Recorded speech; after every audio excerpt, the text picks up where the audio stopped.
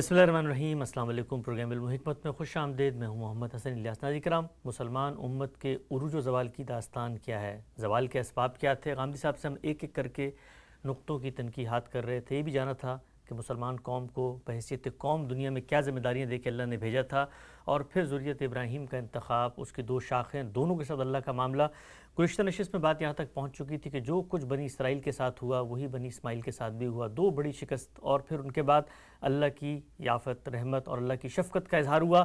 اس کے بعد مسلمان امت کو کیا کرنا ہے، گفتگو کا سلسلہ جاری، آگے بڑھاتے ہیں۔ سابق ہمارے سے تشریف فرمائیں جناب جاوید احمد غامدی صاحب۔ السلام علیکم غامدی صاحب۔ وعلیکم السلام۔ ہم سب بہت شکریہ آپ کے وقت کا۔ ہم سب بڑی تفصیل سے ہم نے جانا ہے کہ اسباب کیا ہوئے زوال کے، پھر ہم نے یہ بھی جانا تھا کہ اللہ تعالیٰ کی جو خاص سنت ہے بالخصوص مسلمان قوم کے ساتھ، بنی اسماعیل کے ساتھ، اور گزشتہ نشست میں جب آپ نے بتایا تھا کہ 2 بڑی شکستیں ہوئی ہیں، پہلی چنگیز خان کی، دوسرا برطانیہ عظمیٰ نے جو عالمی طاقت کی ہے، اس سب کے باوجود ہونا تو جو چاہیے تھا اس سے بالکل برخلاف ہوا، اور مسلمانوں کو 57 کے قریب ممالک دنیا میں مل گئے۔ اس کے بعد غامدی صاحب آپ اس کو ایک عنایت سے تعبیر کرتے ہیں، آپ سمجھتے ہیں کہ شکست کے بعد یہ ہو جانا ایک معجزہ تھا۔ اس کے بعد مسلمانوں کو لاہ عمل کیا اپنانا چاہیے تھا، اور جو اس وقت اسٹریٹجی ہے کیا وہ جو کچھ حاصل ہے اس کو کھونے کا باعث بن سکتی؟ میں یہ عرض کر چکا ہوں کہ مسلمانوں نے یہ 57 ممالک کسی جنگ میں فتح کر کے حاصل نہیں کیے، وہ زوال آشنا ہوئے، وہ اپنی عظمت کھو بیٹھے، ان کی تینوں سلطنتیں ایک تدریج کے ساتھ منہدم ہو گئیں۔ مغلیہ سلطنت باقی نہیں رہی، صفوی سلطنت باقی نہیں رہی، آخر الامر عثمانیہ سلطنت بھی ختم ہو گئی۔ جی، یہ سب کچھ ہو گیا، ان کو ایک زمانہ غلامی اور محکومی میں بھی بسر کرنا پڑا۔ بر صغیر میں برطانیہ عظمیٰ کی باقاعدہ حکومت قائم رہی، بلکہ ان کے امپائر کا ایک بڑا حصہ یہی تھا۔ یہی نہیں بلکہ دور دراز کے ملکوں تک بھی یہ اثرات پہنچے۔ ہم یہ جانتے ہیں کہ انڈونیشیا اور ملائیشیا جیسے مشرق بعید کے ممالک بھی اس طاق سے بچ نہیں سکے۔ مشرق وسطیٰ میں بھی یہی صورتحال رہی۔ میں پچھلی دفعہ بھی عرض کر چکا ہوں کہ اگر آپ ایک نگاہ ڈال کے دیکھیں تو معلوم ہوگا کہ جزیرہ نما عرب میں یا سرزمین حجاز سے باہر تک یہ طاقت پہنچ گئی تھی۔ یہ آپ کو معلوم ہے کہ نیپولین مصر تک آ گیا تھا۔ اس طرح کی صورتحال کے بعد اللہ تعالیٰ نے یہ موقع فراہم کر دیا۔ میں اس کو اللہ تعالیٰ کی خصوصی عنایت سے تعبیر کرتا ہوں۔ یہ عنایت پہلی مرتبہ بھی ہوئی، لیکن اس کی نوعیت ذرا مختلف تھی۔ یعنی وہاں اسلام فاتح رہا، یہاں مسلمانوں نے جو کچھ کیا اس کے نتائج تو انہوں نے دیکھ لیے، لیکن ایسا نہیں ہوا کہ جو قومیں باہر سے آئی تھیں انہوں نے اسلام قبول کر لیا ہو، یا مسلمانوں کی کوئی ایک ریاست، کوئی ایک سلطنت اٹھی اور اس نے اپنی طاقت کو بحال کیا، اور پھر مسلمانوں کو وہ قوت فراہم ہو گئی کہ انہوں نے باہر کی طاقتوں کو نکال دیا۔ ان میں سے کچھ نہیں ہوا۔ یہ آپ کے علم میں ہے کہ ہمارے ہاں بر صغیر میں لوگوں نے افغانستان سے اس طرح کی مدد حاصل کرنے کے لیے بہت کچھ جدوجہد کی۔ اس میں ہجرت بھی ہوئی، اس میں بہت سے لوگ انقلابی بن کر بھی گئے، یہ سب چیزیں ہوئیں، ان کو دہرانے کا موقع نہیں ہے، لیکن کسی میں بھی کامیابی نہیں ہوئی۔ ٹھیک، اس میں شبہ نہیں کہ مختلف جگہوں پر آزادی کی کچھ تحریکیں بھی اٹھیں۔ اس میں بھی کوئی شبہ نہیں ہے کہ جو حالات ان کو میسر تھے اس میں انہوں نے کچھ سعی و جہد بھی کی، لیکن جو کچھ نتیجہ نکلا وہ ان میں سے کسی سعی کا نتیجہ نہیں تھا، کسی جدوجہد کا نتیجہ نہیں تھا، بلکہ اللہ تعالیٰ ہی نے کچھ حالات میں ایسے تغیرات پیدا کر دیے کہ خود مغرب کی طاقتوں کو اپنے ہاں ایک تصادم پیش آ گیا۔ وہ تصادم پہلی جنگ عظیم کی صورت میں پیش آیا، پھر دوسری جنگ عظیم کی صورت میں پیش آیا۔ اس تصادم نے ان کو بھی اپنی تہذیب کے بعض خلا نظر آئے، ان کو بھی معلوم ہوا کہ ان کے ہاں داخلی طور پر کیا مسائل ہیں، چنانچہ اس سے فکر میں تبدیلی آئی، سوچنے کے انداز میں تبدیلی آئی، بین الاقوامی قانون کی بعض روایتیں قائم ہوئیں جن کا اب لوگ بہت حوالہ ہمارے یہاں بھی دیتے ہیں۔ یہ سب جو کچھ ہے وہ اس پچھلی صدی میں ہوا ہے، اور اس کا نتیجہ کیا نکلا وہ یہ کہ دنیا میں عمومی اتفاق ہو گیا کہ اب مختلف ملکوں کو اس طرح قبضے میں نہیں رکھنا چاہیے، اس طرح کی استعماری حکومتیں نہیں قائم کرنی چاہیے، نو آبادیات کے طریقے سے اب دستبردار ہو جانا چاہیے۔ یہ نہیں کہ ذہن بدل گیا، یہ نہیں کہ انداز بدل گئے، اب بھی بہت سی تمنائیں ہیں وہ دلوں میں پلتی ہیں، اور قومیں کبھی آسانی کے ساتھ اپنے غلبے اور تفوق سے دستبردار نہیں ہوتی، تاہم ان بہت سے تغیرات نے اور پھر دونوں جنگوں نے جس طرح کمر توڑ دی ان کی، یہ نتائج پیدا کر دیے۔ یہ نتائج چونکہ اس طریقے سے پیدا ہوئے تو میں یہ کہتا ہوں کہ یہ اللہ ہی کی خاص عنایت تھی، یعنی ایسے اسباب پیدا ہوئے، خود ان کے اندر اس طرح کی چیزیں نمودار ہو گئیں، جس کا نتیجہ یہ نکلا کہ مسلمانوں کو 57 ممالک مل گئے۔ اب 57 ملک کوئی معمولی طاقت نہیں ہے، یہ 57 ملک رقبے کے لحاظ سے دیکھ لیجئے، آبادی کے لحاظ سے دیکھ لیجئے، اپنے محل وقوع کے لحاظ سے دیکھ لیجئے، یہ 3-4 بر اعظموں کا احاطہ کیے ہوئے ہیں۔ اس طرح کی صورتحال میں مسلمانوں کے لیے یہ ایک موقع پیدا ہوا کہ اب وہ اپنے ماضی پر بھی ایک نظر ڈالیں، اپنے حال کو بھی سمجھنے کی صحیح کریں، اور پھر یہ دیکھیں کہ اب ان کا لائے عمل کیا ہونا چاہیے۔ سادہ لفظوں میں کہیے تو گویا پس سے باعث کرتے ہیں، یعنی اب کیا کرنا چاہیے۔ میرے نزدیک اس میں 5 نکات پر مبنی لائے عمل ہے جو ماضی میں بھی مسلمانوں کو اختیار کیے رکھنا چاہیے تھا، آج بھی ان کو وہی اختیار کرنا چاہیے، مستقبل میں بھی ان کے لیے صحیح لائے عمل وہی ہے۔ ٹھیک، ان 5 نکات کو میں ایک ایک کر کے واضح کرنے کی صحیح کروں گا۔ سب سے پہلی چیز جو اس معاملے میں ملحوظ رکھنی چاہیے تھی وہ یہ کہ ہم اس وقت اس پوزیشن میں نہیں ہیں کہ کسی بھی سطح پر تصادم مول لیں۔ اچھا، یعنی مسلمانوں کے یہ ممالک زوال کے ایک دور سے گزرنے کے بعد وجود پذیر ہوئے ہیں، یہ کسی داخلی استحکام کے نتیجے میں وجود پذیر نہیں ہوئے، یہ کسی ایک سلطنت کے حملے یا اس کی قوت کے اظہار سے فتح ہو کر مسلمانوں کو نہیں ملے، یہ حالات کے تغیر نے ان کی جھولی میں ڈال دی ہیں۔ اسی کو میں نے اس طرح تعبیر کیا تھا کہ یہ آخری درجے میں خداوند عالم کی شکر گزاری کا موقع تھا۔ شکر گزاری کا تقاضا یہ ہے کہ آدمی کی گردن بھی جھکی ہوئی ہو، وہ حالات کا صحیح شعور بھی حاصل کرے، اور وہ کوشش کرے کہ جو پہلے غلطیاں اس سے ہوئی ہیں یا اس نے اس سے پہلے اللہ کے جس قانون کی خلاف ورزی کی ہے یا اس کے وعدوں سے بے پرواہی برتی ہے، اب وہ اس کا ازالہ کر سکے۔ یہ اس کا ناگزیر نتیجہ ہے۔ تو میں نے عرض کیا کہ اس میں مسلمان اس پوزیشن ہی میں نہیں تھے کہ وہ تصادم کا طریقہ اختیار کریں۔ یہ تصادم اگر آپ ذرا گہری نظر سے مطالعہ کریں تو 3 مقامات پر متوقع تھا۔ ایک مسلمانوں کے داخلی معاملات، یہ ہم جانتے ہیں کہ قرن اول سے مسلمان 3 گروہوں میں تقسیم ہو گئے تھے۔ ایک اپنے آپ کو سنی کہتے ہیں، دوسرے اپنے آپ کو اہل تشیع کہتے ہیں، تیسرے خوارج تھے۔ خوارج اگرچہ ایک بڑا چھوٹا سا گروہ تھا اور بنو امیہ ان کو ختم کرنے میں کامیاب ہو گئے، لیکن اگر آپ اس کو اصول کے لحاظ سے دیکھیں، ایک خاص طرح کی حرفیت پسندی، بعض چیزوں کے ظاہری پہلوؤں کی بنیاد پر رائے قائم کرنے کے داعیات، اور پھر اس میں متشددانہ رویے، یہ چیز آپ کو اور بہت سے گروہوں میں بھی تاریخ میں ملتی ہے۔ یہ بڑی تعداد میں تو اس وقت بھی نہیں تھے، بعد کے زمانوں میں یہاں تک کہ جو حشیشین کی تحریک کہی جاتی ہے اس میں بھی کوئی قوم نہیں بن گئے یا کوئی بڑا گروہ نہیں بن گئے یا کوئی بڑی سلطنت بنانے میں کامیاب نہیں ہوئے، لیکن بہرحال ایک طرز فکر موجود رہا ہے۔ اس طرز فکر کا ظہور ہمارے ہاں بہت کچھ تبدیل ہو کر اور بہت کچھ معقول ہو کر سلفی منہاج میں بھی ہوا اور اہل ظاہر کیا بھی ہوا، یعنی ہمارے علم پر بھی اس کے اثرات پڑے ہیں۔ یہی وہ گروہ ہیں جو موجودہ زمانے میں آپ کو القاعدہ، داعش، اسی طرح طالبان کی بعض تحریکوں میں نظر آتے ہیں۔ یہ ایک زاویہ نظر ہے، یہ مسلمانوں کے داخل میں موجود ہے، ہمیشہ سے موجود رہا ہے، کبھی کم کبھی زیادہ، حالات کے لحاظ سے یہ سامنے آ جاتا ہے۔ یعنی یہ ذہنیت تو رسالت مآب کے زمانے میں بھی بتایا جا سکتا ہے کہ موجود تھی، اعراب میں موجود تھی، لیکن ظاہر نہیں ہوئی۔ سیدنا علی کے زمانے میں ظاہر ہو گئی، خود ان کے اپنے لشکر میں وہ لوگ موجود تھے جنہوں نے الگ ہو کر ایک مقام پر اپنے اس نقطہ نظر کا اظہار کر دیا، اور پھر ان کے ساتھ کوئی گفتگو، کوئی مکالمہ کامیاب نہیں ہوا، یہاں تک کہ لڑ کر ہی اس فتنے کا استحصال کرنا پڑا۔ یہ ایک زاویہ نظر ہے۔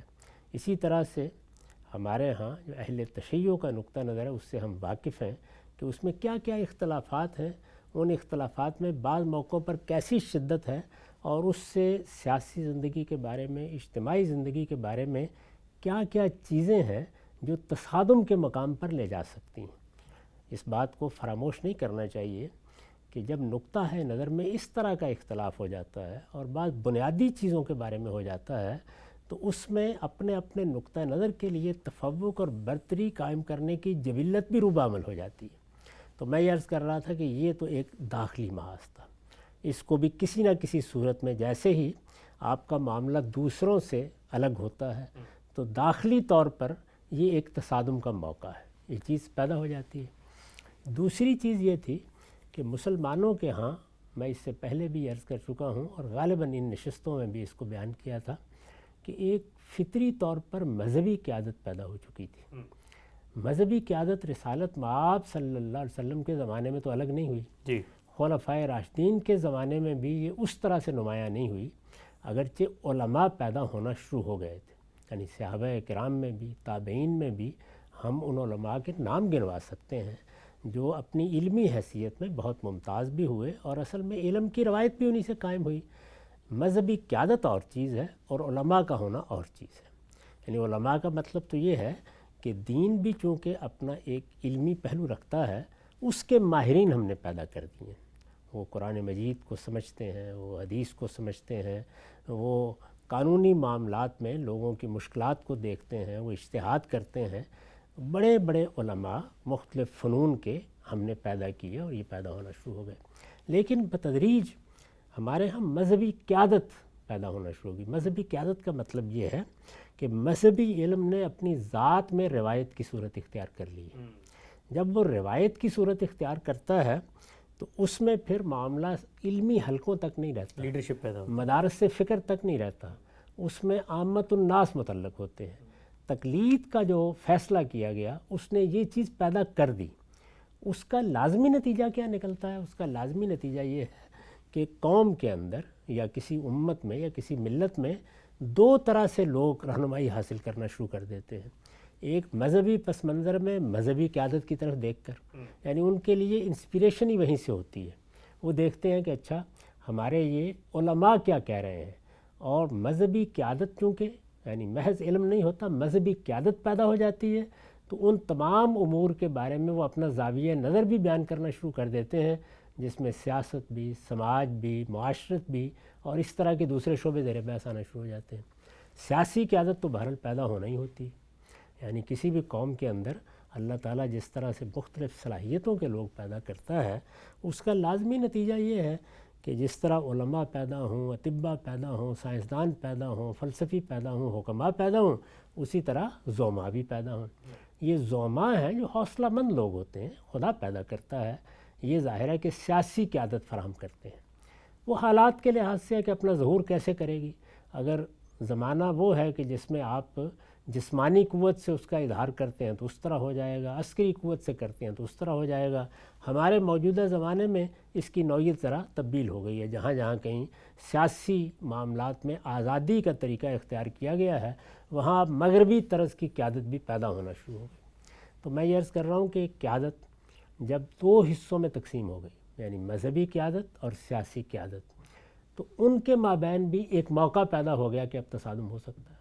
یعنی ظاہر ہے کہ مذہبی قیادت کے سوچنے کا اپنا انداز ہوتا ہے، سیاسی قیادت کے سوچنے کا اپنا انداز ہوتا ہے۔ باقی چیزوں کو چھوڑ دیجیے، ایک بڑی سادہ چیز ہے، وہ یہ ہے کہ اس دنیا کو دیکھنے کا ایک مثالی زاویہ نظر ہے۔ اس میں ظاہر ہے اخلاقی اصول بھی ہوتے ہیں، مذہبی تعلیمات بھی ہوتی ہیں، اس میں فلسفیانہ مقاصد بھی ہوتے ہیں۔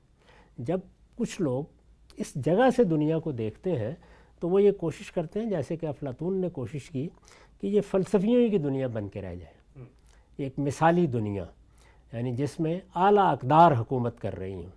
اب وہ اقدار کا تصور مختلف بھی ہو سکتا ہے، اچھا بھی ہو سکتا ہے، بعض موقعوں پر بڑی حد تک مسخ شدہ بھی ہو سکتا ہے، لیکن یہ چیز پیدا ہو جاتی ہے۔ اس کے بالکل برخلاف سیاسی قیادت عملی ہوتی ہے، وہ عملی معاملات کو زیادہ اچھے طریقے سے سمجھتی بھی ہے، عملی اقدامات بھی کر سکتی ہے، اور چونکہ سیاست، معیشت اور سماج یہ عملیت کا تقاضا کرتے ہیں، یعنی ان میں کوئی چیز بھی مثالی جگہ پر کبھی نہیں ہوتی.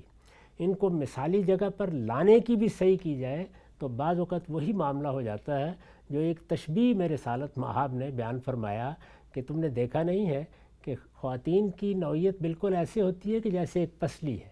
اگر تم محبت کے ساتھ ان کو اپنے راستے پر لانے کی صحیح کرو گے تو کامیاب ہو جاؤ گے، ورنہ توڑ بیٹھو گے. تو یہ ایک تشبیہ ہے جس سے یہ بتانا مقصود ہے کہ بعض معاملات کیسے کرنے چاہیے. تو سیاسی لوگ اپنے اندر ایک خاص طرح کی لچک رکھتے ہیں. وہ معاملات کو اس طرح نہیں دیکھتے جس طرح مثال کے طور پر میدان جنگ میں اترنے والا ایک جرنیل دیکھتا ہے یا ایک مثالی ذہن رکھنے والا فلسفی، حکیم یا کوئی دانشور دیکھتا ہے. مذہبی قیادت کا زاویہ نظر مثالیت پسندی کا زیادہ ہوگا اور عملی قیادت یا سیاسی قیادت اس کو زمینی حقائق کے زیادہ مطابق کر کے دیکھے گی. اس کا لازمی نتیجہ کیا ہے؟ وہ یہ ہے کہ تصادم ہو سکتا ہے. یعنی دونوں کا چونکہ زاویہ نظر مختلف ہے، طریقہ کار مختلف ہے، چیزوں کو دیکھنے کا انداز مختلف ہے، اس کا شدید اندیشہ ہے کہ یہاں بھی تصادم پیدا ہو جائے. تو یہ تصادم کا دوسرا مقام یا دوسرا موقع ہے. اور تیسری چیز یہ ہے کہ جو اس طریقے سے 57 ملک ملے تو کیا مسلمان ان کے بارے میں ہر جگہ پر راضی ہو گئے؟ یعنی کچھ لائنیں کھینچ دی گئیں، ملک بنا دیے گئے. عراق بن گیا، شام بن گیا، یہ سلطنت عثمانیہ کے حصے تھے. خود جزیرہ نما عرب میں کتنی حکومتیں قائم ہو گئیں. جزیرہ نما عرب کی یہ جو چھوٹی چھوٹی حکومتیں ہیں جیسے امارات ہے، جیسے عمان ہے، جیسے قطر ہے، یہ معلوم ہے کہ یہ خود برٹش امپائر کا حصہ تھا، لیکن ان کو بھی ایک طرح کی آزادی مل گئی. یہ صورتحال بعض جگہوں پر قابل اطمینان ہو گئی، یعنی لوگوں نے محسوس کیا کہ اچھی بات ہے یہ مل گیا. لیکن بعض مقامات ایسے بھی تھے جہاں لوگ مطمئن نہیں ہوئے. ظاہر ہے سیاسی قسم کے جو فیصلے کیے جاتے ہیں اس میں فاتحین ان کو ہمیشہ اپنے مسالے کو سامنے رکھ کے کرتے ہیں. ان مسالے میں ان کے حال کے مفادات بھی پیش نظر ہوتے ہیں، مستقبل کے مفادات بھی پیش نظر ہوتے ہیں. یہ بات کہ ہر فیصلہ قانون کے طریقے پہ ہوگا، بین الاقوامی قانون کوئی اپنے اندر آپ سے آپ قوت نافذہ پیدا کر لے گا، یا یہ خیال کرنا کہ لوگ اقدار، اخلاقیات یا ان فلسفوں کے پابند ہو کر رہیں گے جو وہ بالعموم اپنی تقریروں میں بیان کرتے ہیں، وہ ہمارے ہاں عام لوگوں سے آپ توقع نہیں کر سکتے، علماء سے نہیں کر سکتے، دانشوروں سے نہیں کر سکتے، حکومتوں کے منصب پر بیٹھے ہوئے لوگوں سے کیسے کر سکتے ہیں. تو جو کچھ بھی ہو رہا تھا اس میں یہ ضروری نہیں تھا کہ ہر جگہ قابل اطمینان صورت ہو. چنانچہ بعض مقامات تو بالکل ہی نمایاں ہو گئے. مثال کے طور پر یہاں بر صغیر میں جو تقسیم ہوئی، اس تقسیم میں کشمیر ایک بڑا مسئلہ بن گیا. یعنی اس پر مسلمان راضی نہیں ہوئے. اس میں جو طریقہ اختیار کیا گیا کہ ریاستیں خود فیصلہ کر لیں. ریاستوں کا ایک نظم تھا اور ریاستیں سینکڑوں کی تعداد میں تھیں. 17 تو پاکستانی میں تھیں، غالباً 514 کے قریب ہندوستان میں تھیں. ان سب ریاستوں کے بارے میں ایک بالکل غلط فیصلہ کیا گیا. یعنی ہونا تو یہ چاہیے تھا کہ اگر ان کو اختیار دینا ہی تھا تو اس طرح دیا جاتا کہ وہ اپنی جگہ آزاد رہنا چاہیں تو رہیں، لیکن اگر وہ الحاق کریں تو پھر اپنی آبادی کے لحاظ سے کریں. یعنی الحاق کو مطلق نہیں رہنا چاہیے تھا. وہ پھر دیکھیں کہ ان کی آبادی میں اکثریت اگر ہندوؤں کی ہے یا غیر مسلم قوموں کی ہے تو وہ ہندوستان سے الحاق کو ترجیح دیں، اور اگر ان کی آبادی میں اکثریت مسلمانوں کی ہے تو وہ پاکستان کے ساتھ الحاق کو ترجیح دیں، کیونکہ اسی اصول پر تقسیم ہوئی تھی. یہ قاعدہ وہاں ملحوظ نہیں رکھا گیا. اس کا نتیجہ یہ نکلا کہ ایک تنازع کی جگہ خود اس علاقے میں قائم ہو گئی جس پر مسلمان راضی نہیں ہوئے. اسی طرح کا معاملہ انہوں نے فلسطین میں کر دیا. فلسطین کی سرزمین کے بعض بڑے خاص پہلو ہیں. یہ سرزمین بھی اپنی ایک بڑی غیر معمولی تاریخ رکھتی ہے. اس تاریخ میں خود یروشلم کے شہری کو دیکھ لیں. یعنی اس شہر کو فتح کرنے کے لیے اس سے پہلے خود مسلمانوں کے دور عروج میں صلیبی جنگیں ہو چکی تھیں. یہ بھی معلوم ہے کم و بیش 1 صدی تک وہ لوگ یہاں حکمرانی کرتے رہے تھے.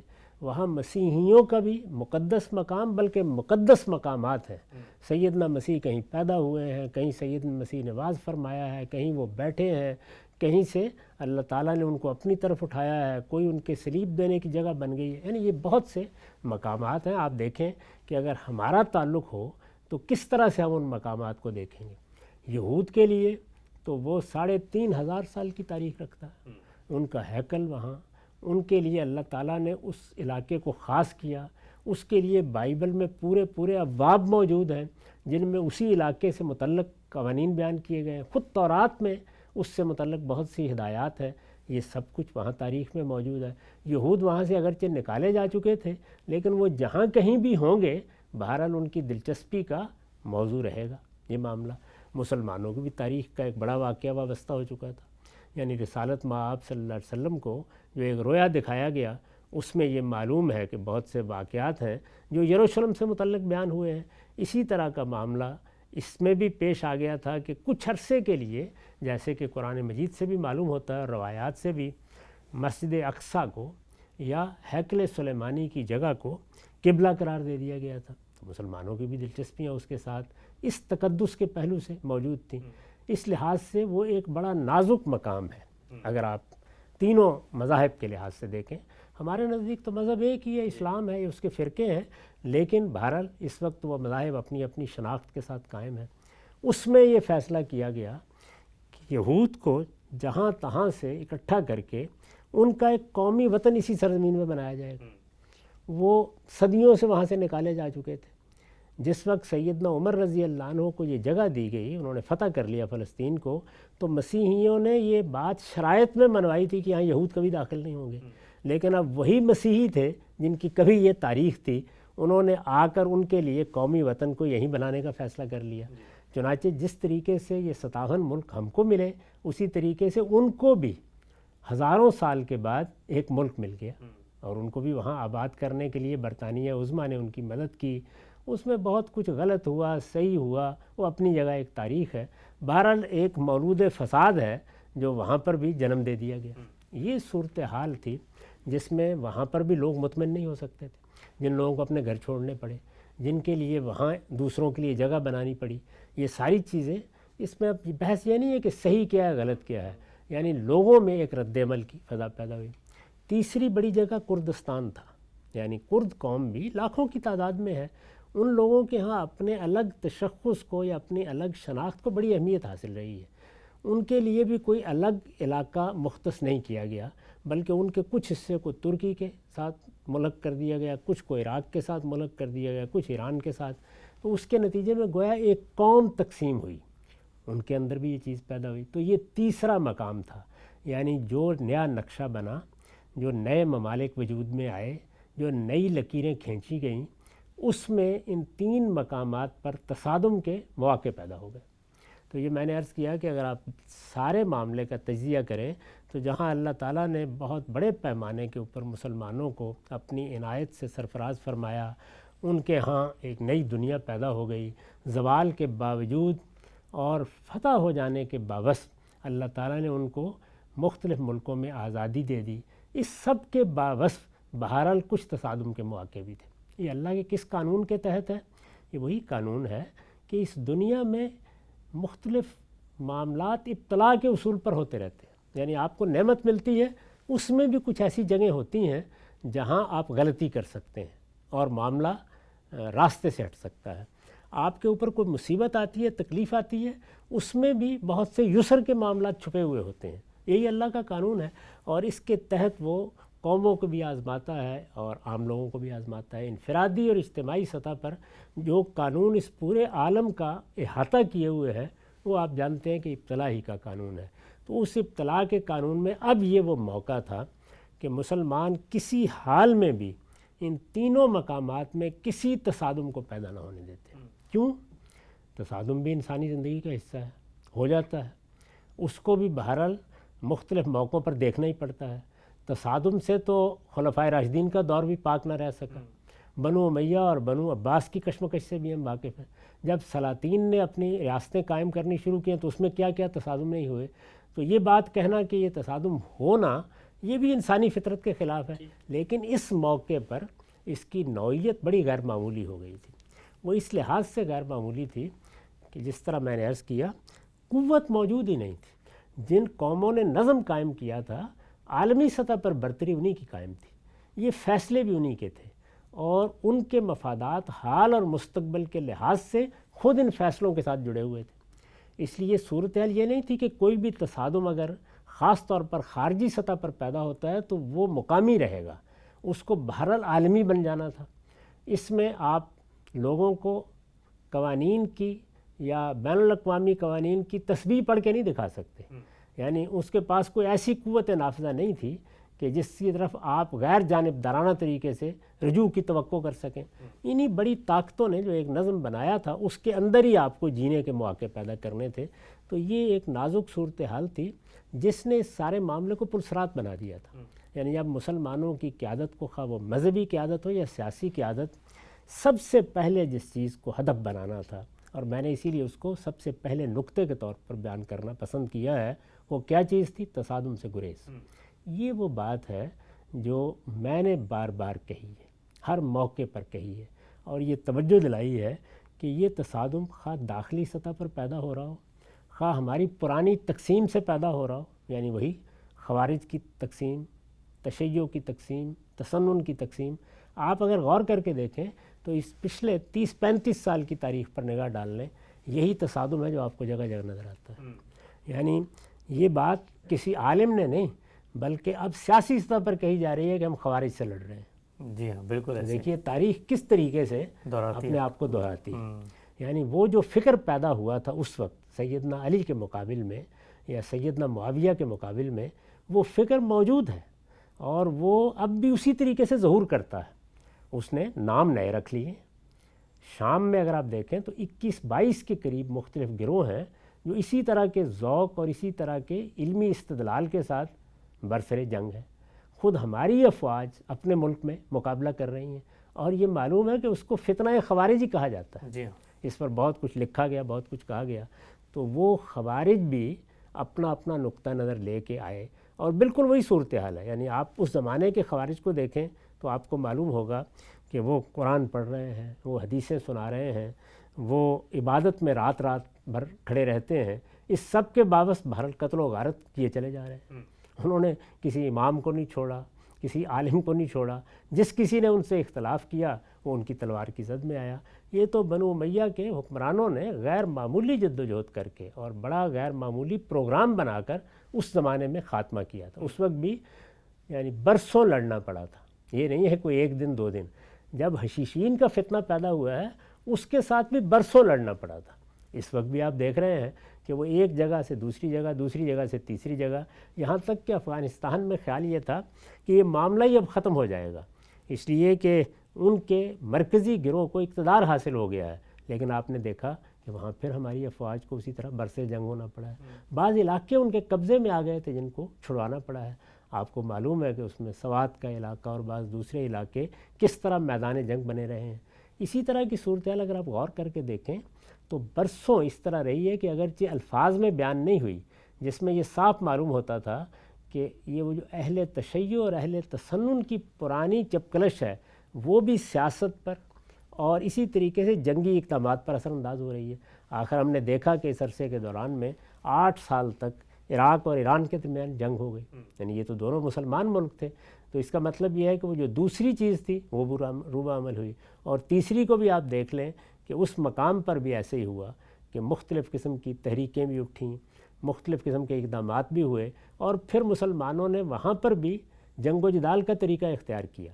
اس میں قومی سطح پر بھی اقدامات ہوئے، سیاسی سطح پر بھی اقدامات ہوئے، آخر مصر حملہ آور ہو گیا، اردن حملہ آور ہو گیا، شام حملہ آور ہو گیا، اور پھر آہستہ آہستہ مسلمانوں کی مذہبی قیادت نے بالکل الگ طریقہ اختیار کر لیا، جس میں اسی نوعیت کی تنظیمیں وجود میں آ گئیں۔ آخر حزب اللہ سے کون واقف نہیں ہے، اور حماس سے کون واقف نہیں ہے، اور یمن کے حوثیوں سے کون واقف نہیں ہے۔ تو آپ غور کر کے دیکھیں کہ جس چیز کی سب سے زیادہ ضرورت تھی کہ مسلمان جب تک اپنی تعمیر کا کام مکمل نہ کر لیں، ایک خاص سطح کی قوت پیدا نہ کر لیں، ان کو تصادم کسی حال میں پیدا نہیں ہونے دیتا، وہ ہر سطح پر پیدا ہوا۔ اور ان 75 سالوں میں ہم نے اگر کوئی تاریخ لکھی ہے تو اسی نوعیت کی تاریخ لکھی ہے۔ آپ یاد کریں اب سے یعنی 2-3 دہائی پہلے کی صورتحال پہ ایک نظر ڈال کے دیکھیں کہ پھر 35 ملکوں کا ایک ہم نے اجتماع قائم کر کے اس کے لیے ایک الگ فوج بنانے کی صحیح بھی کی ہے۔ میں اس وقت اس کی تفصیلات میں نہیں جانا چاہتا، یعنی ظاہر ہے کہ وہاں پاکستان ہی سے ایک بڑی شخصیت کا انتخاب کیا گیا ہے، لیکن پیش نظر کیا تھا؟ وہی کیا مقابلے چیز کی تھا؟ جگہ یہ معلوم ہے کہ وہی مقامات ہیں. یعنی یوں سمجھ لیجئے کہ جیسے ایک طبیب حاذق جب یہ متعین کر لیتا ہے کہ مرض کہاں کہاں سے اٹھ سکتا ہے، تو پھر اس کی ساری جد و جہد یہ ہونی چاہیے کہ وہ ان جگہوں کو مرتکز کر کے اپنے سامنے رکھے اور ان کا علاج معالجہ کرتا رہے. اس میں ناکامی ہوئی ہے. تو میرے نزدیک جو پہلی چیز ہے یا پہلا نقطہ ہے وہ یہی ہے کہ تصادم سے ہر حال میں گریز کیا جائے. یہی وہ بات ہے جس کو میں نے پچھلے دنوں میں اس طرح بیان کیا تھا کہ جب اللہ ایسی عنایتیں فرماتا ہے، اور یہ عنایت ہم پر بھی ہوئی ہے اور یہ عنایت یہود پر بھی ہوئی ہے، جب ایسی عنایتیں فرماتا ہے تو پھر اس کا قانون ان دونوں کے لیے کیا ہے؟ وہ سورہ ابراہیم میں بیان ہو گیا ہے، لَإِن شَكَرْتُمْ لَأَزِيدَنَّكُمْ وَلَإِن كَفَرْتُمْ إِنَّ عَذَابِي لَشَدِيدٌ. ٹھیک. میرے شکر گزار بن کر رہو گے تو میں اپنی عنایتوں میں اضافہ کروں گا، اور اگر ناشکری اختیار کرو گے تو میرا عذاب، میری سزا بھی بہت سخت ہے. یہ بیان کیا ہے نا. تو آپ یہ دیکھیے کہ پھر وہ سزا کس صورت میں دیکھی ہے. ان تینوں کا جائزہ لے کے دیکھ لیجیے، تینوں ہی مقامات کا. ہر جگہ وہی ہوا، ان یذیق بعضکم بعض بعض، تم میں سے ایک کو دوسرے کی طاقت کا مزہ چکھایا جائے گا. وہ مزہ ہم نے 70-75 سال سے چکھنا شروع کیا ہوا ہے. تو پہلے نقطے کے معاملے میں جو کچھ کرنا چاہیے تھا وہ میں نے عرض کر دیا.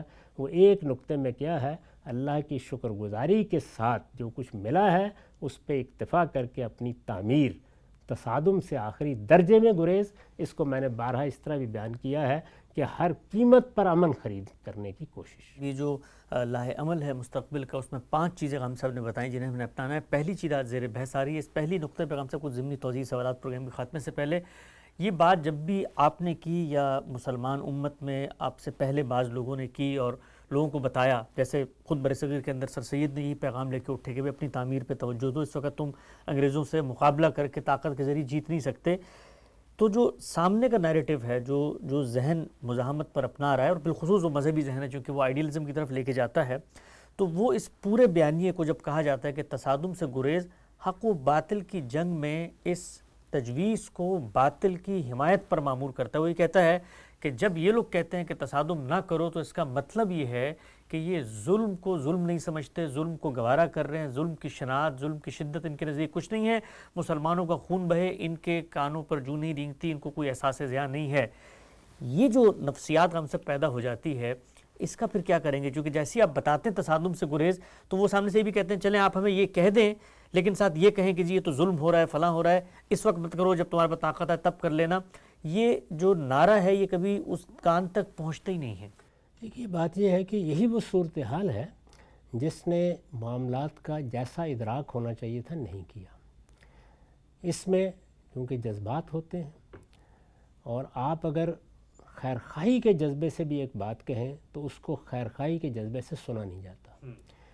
مسلمان جس زوال سے گزرے ہیں، آخر اس زوال میں کیا صرف خارجی چیزیں ہی تھیں؟ ان میں سب سے بڑی چیز جس کی طرف میں نے توجہ دلائی وہ کیا ہے؟ اخلاقی انحطاط. اخلاقی انحطاط چیزوں کو اس جگہ دیکھنے ہی نہیں دیتا. یعنی اس میں آدمی ایک خاص جذباتی کیفیت پہ مبتلا ہوتا ہے، اسی جگہ سے چیزوں کو دیکھتا ہے، اس کے سامنے ہر چیز حق و باطل بن جاتی ہے.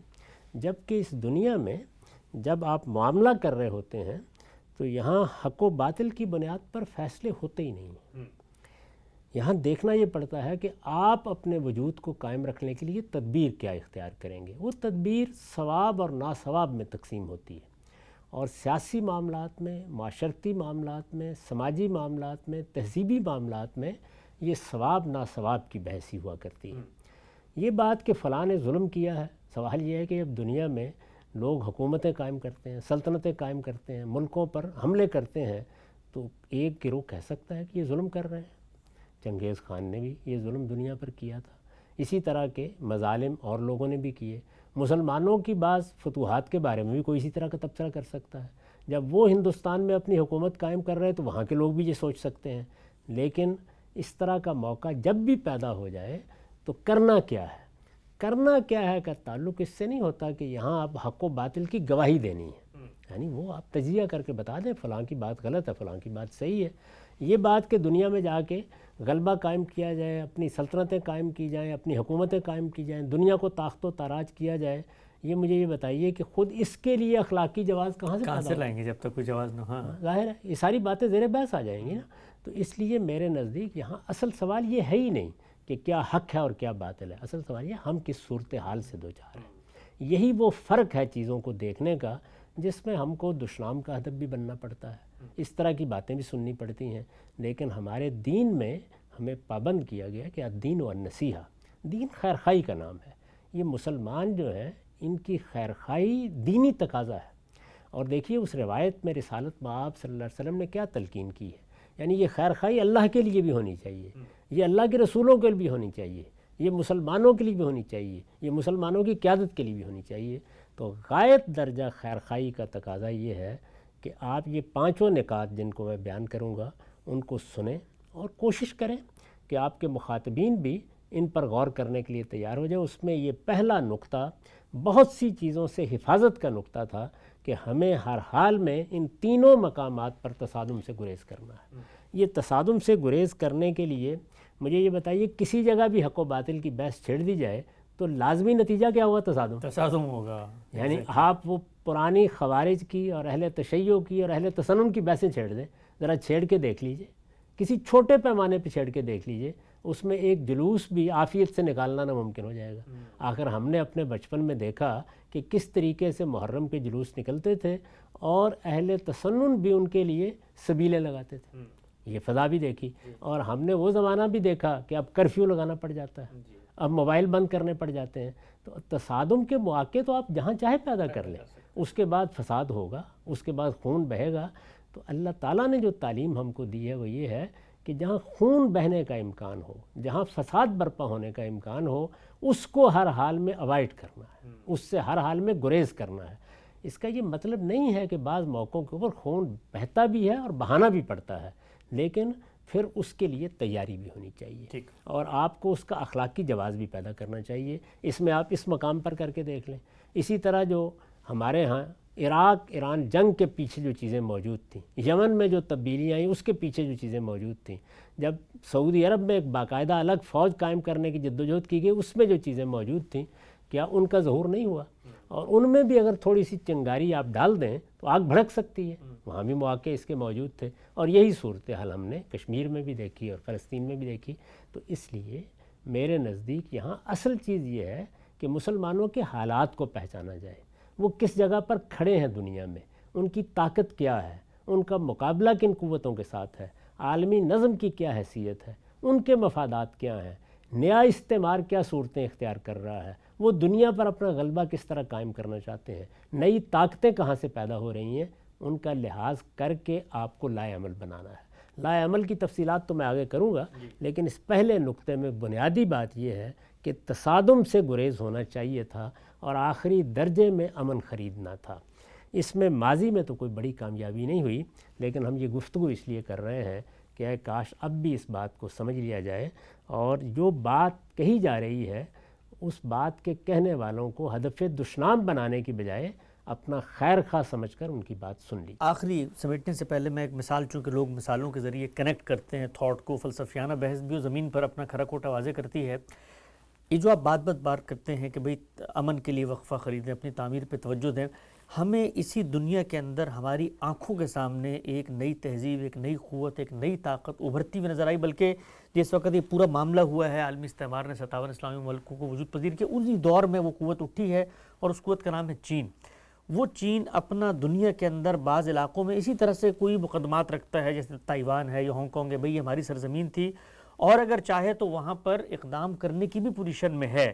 ظاہری بات ہے اس کے کچھ پروز اینڈ کونز ہوں گے, لیکن اس کا جو لاہ عمل ہمیں نظر آتا ہے اب تک پچھلے 50-55 سالوں میں, 70 سالوں میں, وہ بھی یہی ہے کہ کہیں پر اس نے تصادم پیدا نہیں کیا, اگرچہ وہ بہت ساری جگہوں پہ کانفلکٹ کے پیدا کر سکتا تھا. یہی لاہ عمل جرمنی نے اختیار کیا, وہ بھی شکست کھا گئے تھے, ان کے بھی علاقے طاقت و تراج ہو گئے تھے, ان کے اندر بھی شدید رد عمل تھا. یہی صورتحال جاپان میں ہوئی. یعنی جاپان کے وہ 2 شہر ہیں جن میں سب سے بڑے جرم کا ارتکاب کیا گیا. جی, آپ دیکھیے کہ 2 شہروں کو ایک جنگ بند کرنے کے لیے اڑا دیا گیا. وہاں کتنے بے گناہ مرے ہوں گے. یعنی وہاں تو کوئی مقاتلین کے خلاف یا کمبیٹنٹس کے خلاف اقدام نہیں کیا گیا, عام شہریوں کے خلاف اقدام کیا گیا. اس سب کے باوجود جرمنی نے جاپان نے اور پھر چین نے یہ فیصلہ کر لیا کہ وہ اپنی ساری توجہات تعمیر پر مرکوز رکھیں گے اور کسی حال میں تصادم کا طریقہ اختیار نہیں کریں گے۔ ان کو ایسی شرائط سے سابقہ پیش آیا ہے، آپ غور کر کے دیکھیں کہ جو شرائط ماننا فرد کے لیے مشکل ہوتا ہے، کچھ آئیے کہ ایک قوم مانے، لیکن وہ یہ بات سمجھ گئے کہ ہم شکست سے دوچار ہوئے ہیں۔ اس کے بعد ایک مہلت ہمیں ملی ہے، ان ملکوں پر براہ راست حکومتیں نہیں قائم کی، وہاں پر اگرچہ ہیروشیما اور ناگاساکی میں لوگ مار دیے گئے، لیکن بہرحال جاپان میں امریکہ یا دوسری قوتیں چلی نہیں گئیں کہ وہاں حکومت کریں۔ یہی معاملہ جرمنی میں ہوا، موقع مل گیا ہے، موقع مل گیا ہے تو ہمیں اپنی تعمیر میں مصروف ہو جانا ہے۔ چین نے بالکل یہی کیا۔ آپ یہ دیکھیے وہ آج بھی دنیا میں کسی تصادم کا حصہ بننے کے لیے تیار نہیں ہے، کسی جگہ نعرہ حق بلند کرنے کے لیے تیار نہیں ہے۔ اس نے ہانگ کانگ کے معاملے میں بھی انتظار کیا اور تائیوان کے معاملے میں بھی انتظار کر رہا ہے۔ یہ کیا چیز ہے؟ یہ وہی بات ہے کہ جب دنیا میں اس طرح سے ترتیب الٹ جاتی ہے اور آپ زوال کی آخری حد کو چھونے کے بعد اپنے لیے زندگی کی رمق پاتے ہیں، اس موقع کے اوپر لا عمل ہوتا یہی ہے کہ تصادم سے گریز کر کے پہلے اپنے آپ کو پابرجا کیا جائے اور اپنی تعمیر کو اس درجے تک مکمل کر لیا جائے جہاں آپ دنیا میں حق و باطل کی باتیں کرنے کی پوزیشن میں آتے ہیں۔ نقطہ بالکل واضح ہو گیا غم صاحب۔ امت مسلمہ کے عروج و زوال کی اس داستان میں زوال کے بعد پھر عروج کا لاہ عمل کیا ہے؟ 5 نکات ہیں۔ پہلا نقطہ زیر بحث آیا کہ تصادم سے ہر موقع پر ہر حالت میں آپ نے اپنے آپ کو بچانا ہے، دور رکھنا ہے اور گریز کرنا ہے۔ اگلے 4 نکات کیا ہیں انشاءاللہ زیر بحث آئیں گے۔ وقت آپ ختم ہوتا ہے، دوبارہ حاضر خدمت ہوں گے، اب تک آپ کا بہت شکریہ۔